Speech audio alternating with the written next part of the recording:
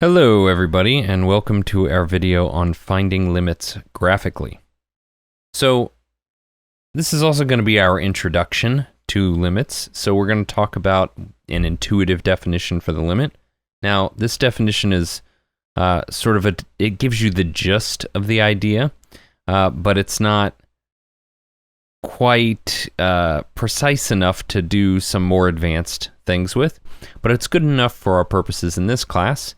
And when you move into Calculus 1, you'll learn a more rigorous definition for this limit that'll be helpful in solving some more complex problems. But for now, let's just go ahead and tackle this intuitive definition. So the notation, the limit as x approaches c of f of x equals L. Again, that's read, the limit of f of x as x approaches c equals L means that as x approaches some fixed number c, the corresponding output values of f of x approach the number L. So we'll hopefully build up a good intuition of what this statement says as we look at some graphs here. But first, let's expand on this a little bit. So key details here. The function f must be defined on an open interval containing c, except for maybe at c itself. And for limits, we consider what happens when x approaches c from the right, or what happens when x approaches c from the left, but the limit itself is not concerned with what happens when x is equal to c. So we're looking at behavior near the point, but not at the point. Hopefully that makes sense. So in order for the limit as x approaches c of f of x to be equal to L, we mean that f of x must approach L from both the left and the right sides.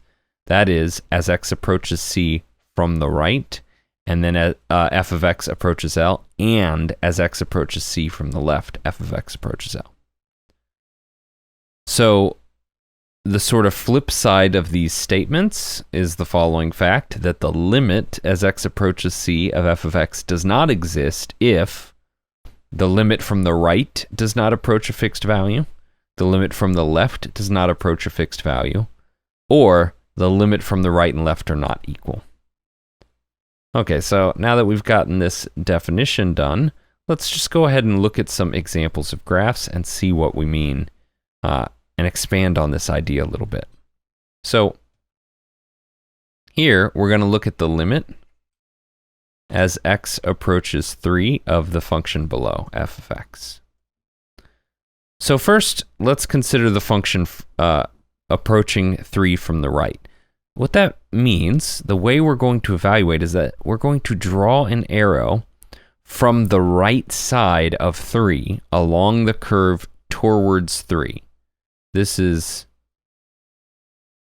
from the right.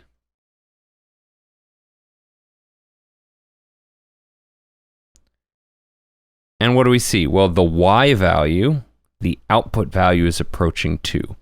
So we say this limit is 2. And then we draw another arrow from the left.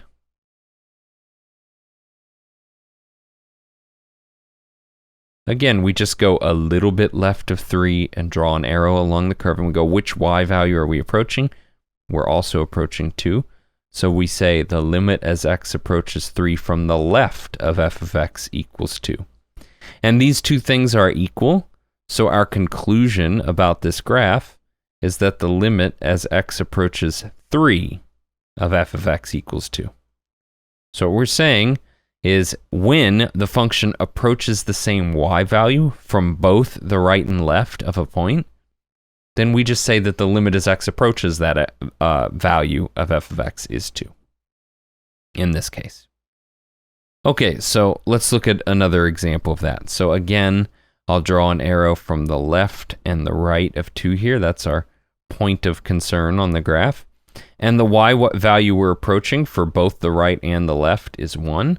So we can just say, hey, the limit as x approaches 2 of f of x here is 1.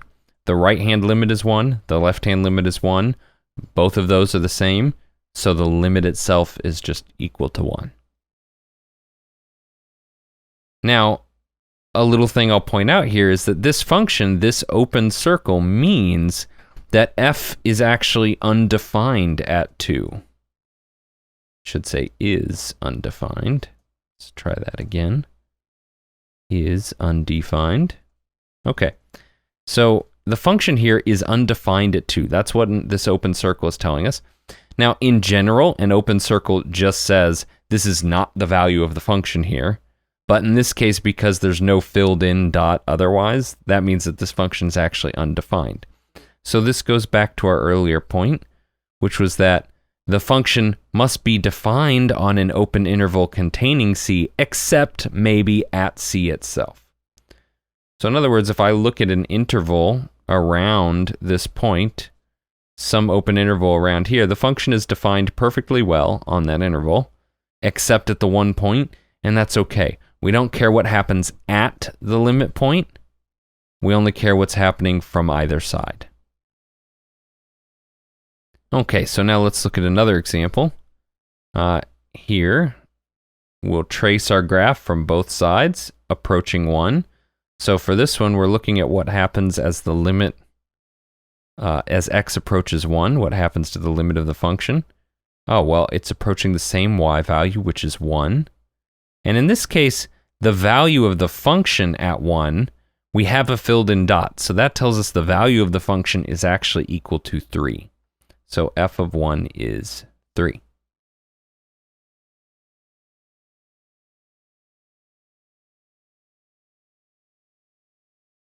Okay, so let's take a look at another graph here. So now we're seeing, okay, from the left, when I take the limit as x approaches 4 from the left of the function, the y value I'm approaching is 1. And when I take the limit as x approaches 4 from the right of f of x, the y value I'm approaching is 3. And these two things are not equal. So since these are not equal, we say that the limit as x approaches 4 of f of x does not exist.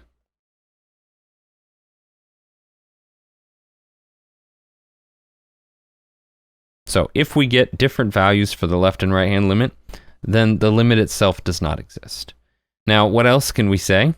We can also say that the function at 4, well, the y value of the filled in dot is 2, so f of 4 is 2. All right, and one last graph here. What do we see? Hey, as I approach 2 from the left, this graph just keeps going up and up. It does not approach a fixed number. It's just growing unbounded. And we'll talk about that more precisely in a later section. But for now, hey, this is not approaching a fixed number, so all we need to say is that this limit as x approaches 2 from the left of f of x does not exist. It does not approach a fixed number. And likewise, the limit as x approaches 2 from the right of f of x is going down unbounded, so this one does not exist.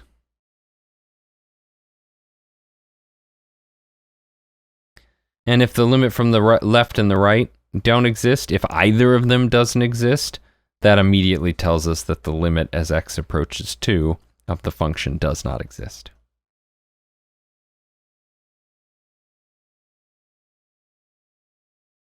So again, just to recap here, all we're trying to do is make sure that we understand graphically what this limit is describing.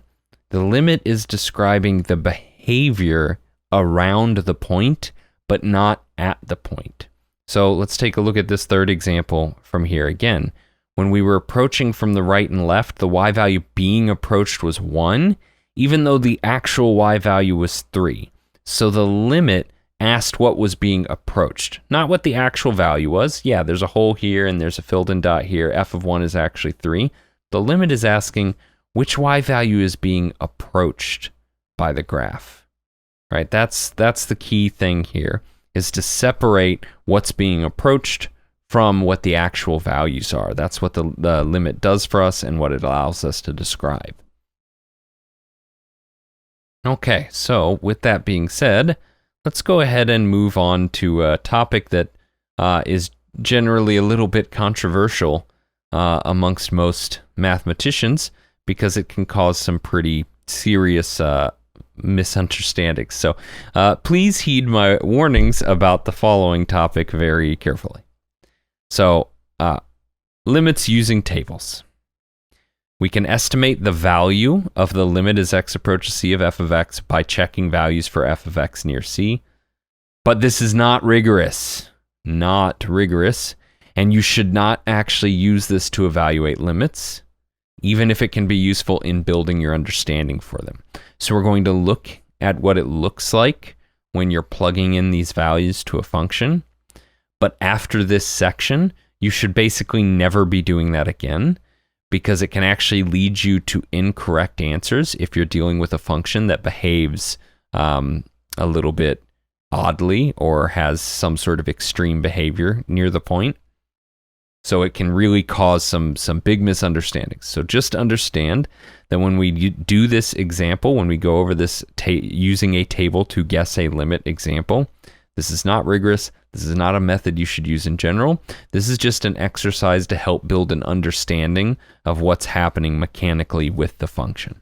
So with that being said, let's go ahead and take a look at this example. So here we've got a function, f of x equals x cubed minus 2x squared over x minus 2. And what we're doing in this table is we're plugging in a bunch of x values leading to 2 from both bigger values, the right side. So this is from the right.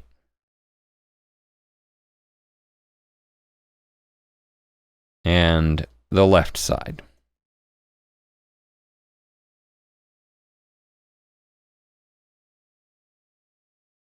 And we're seeing what kind of outputs do we get. As you can see, I've already listed them here. I'm not going to compute all of these. This is really mostly calculator work. What do we know for sure? We know that f of 2 is undefined. When we look at this, what do we get? We plug in 2. I get a 0 in my denominator, and I can't divide by 0. So f of 2 is undefined. But that doesn't mean that the limit can't exist. So that's what we're examining here with this example. F of 2 is undefined, but what value is being approached? So how would you evaluate these in general? Well, in general, you would just plug in the number. You'd get 0 cubed minus 2, 0 squared over 0 minus 2. That's 0 over negative 2, which is 0. Or f of 1 equals 1 cubed minus 2 times 1 squared over 1 minus 2, ... right? But I'm not going to go through the process of plugging all those into a calculator here. Let's just look at the values. What do we see is happening? So we've got this function. We plug in x equals 0, we get 0. We plug in x equals 1, we get 1. Now we're going to skip a little bit here and jump to x equals 1.9. So we're much closer to 2 now. And now f of x, when you plug that number in, what will you compute? You'll get 3.61. When you plug in 1.99, what will you get when you plug it in? 3.9601. When you plug in 1.999, what do you get? 3.996001. So your y value here seems to be getting really close to 4, even if it's not actually reaching it. Now, if we go to the right side of 2, so numbers bigger than 2, we look at x equals 4. We get f of x is 16. X equals 3. We plug that in, you get 9. Plug in x equals 2.1, you get 4.41. So as we get closer and closer to 2, what do we see? 2.01 gives us 4.0401. 2.001 gives us 4.00401. So as I approach from the right, I'm also getting close to 4. So my guess for the limit of this function would be 4. It looks like from both the right and left-hand side, the y value this function is approaching is 4. But I want to be really clear here. This is a guess. At best, it is just a guess. And sometimes in your homework programs, they'll use phrasing like, use a table to evaluate the limit. But of course, that's really silly because you're not actually evaluating the limit, you're just making an educated guess. So I'm going to illustrate why this causes a problem with a little picture here, and hopefully that will make sense. So let's say I have a function, and around x equals 5, let's say this function, actually we'll make this x equals 1. I just want to be able to expand my graph a little bit. And let's say this is 1, and this is 2, and this is 3.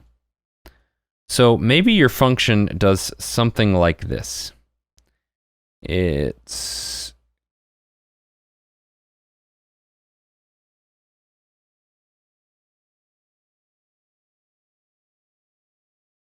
So if I was to start plugging in x values, if I plugged in 1/2, I'd get this point on the graph, the y value here.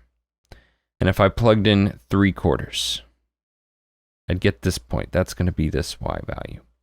If I plugged in 7/8, I'll get this point, and 15/16, and a little bit further, I get this. So if I just plugged in up to here, I would think, hey, this really looks like it's approaching 1. And then all of a sudden, this function has a really sharp behavior close to 1, where it jumps up to 3 and then comes back down. So if I was looking at a function like this and just plugging in a few x values and trying to make an educated guess, that educated guess would be incorrect because this function has this sharp behavior near 1, and this happens pretty frequently with functions. So it's not good to evaluate limits like this in general. It's just useful as a tool for understanding the idea of what's happening, that as I plug in inputs closer to the value, I'm expecting my output to get closer to some specific value. Okay, so now with that out of the way, let's take a look at one more example. So for this example, we're going to be using a graph to determine the following values if they exist. And so basically we're going to draw a bunch of arrows on our graph and kind of use that to tell us what's happening around that point. So x approaches 2 from the left. So I look at 2 and I trace from the left. What y value am I approaching? Oh, I'm approaching 1. This is 1. Limit as x approaches 2 from the right. So I go to 2, I go a little bit to the right of 2, and then I trace towards 2 along my graph, and I go, oh, that y value is approaching 4. Now f of 2 is 3, right? That's the filled in dot there. Now we'll look at the limit as x approaches 2. What does that mean? Well, it means what's the limit from the left? What's the limit from the right? Are they equal? No, these are not equal, so this limit does not exist. And we can just write D and E for that. Now we'll look at the limit as x approaches 4 from the left. So I go over to 4, that's this x value here. And when I go from the left, so I go a little bit left of 4, find my graph, trace towards 4 on the graph, I get 1, 2, 3, 4, 5. That's the y value I'm approaching, 5. And now I'm looking at the limit as x approaches 4 from the right of f of x. So I go to 4, again, I go a little bit to the right of it, and now I trace along that part of the graph, and which y value do I approach? Oh, -1. Okay, now it's asking for the limit as x approaches 4. Well, I look at the left-hand limit and the right-hand limit. Are they equal? No, 5 is not equal to -1, so this limit does not exist. Well, what's f of 4? Oh, well, my filled-in dot is up here at 5, so f of 4 is 5. All right, now we're looking at the limits as x approaches -4. Well, from the left, so I go to -4. I start a little bit to the left of it, and I trace towards 4 along my curve, and the y value is approaching 3. And now I'm looking at the limit as x approaches -4 from the right, so I'd go to -4. I go a little bit to the right, and I trace my arrow, and I see, oh, my y value is approaching still 3. Now, I didn't put this on here, but if the limit from the left and the limit from the right are both equal to 3, then we can say that the limit as x approaches 4 of f of x equals 3. All right, and now if I look at f of negative 4, well, there's an open dot here, but there's no filled in dot. So that means that this function doesn't have a definition here. It's undefined. And finally, if we look at the limit as x approaches 0 of f of x, well, we got to check from the left and from the right towards 0. Oh, they're both approaching 0. So this is 0. All right, everyone. Well, that's it for our video on finding limits graphically. Thank you for watching.